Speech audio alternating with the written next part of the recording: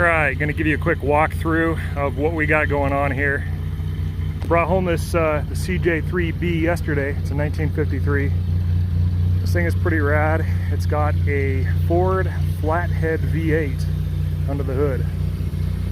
The 100 horsepower Flathead.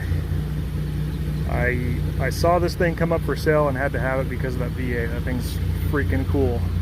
The engine's probably older than the Jeep is itself. So it hasn't ran in about 20 years, and it's a 6-volt system. I'm trying to jump it with a 12-volt system on my CJ2A, give it a little bit of extra power. I did go ahead and change the spark plugs, change the oil, put some Marble Mystery oil down the cylinders, and right now I'm just hitting it with starting fluid and a little bit of gasoline, and it's close to firing, but it's not quite there. So I'm going to set the camera down and see if I can get it to start.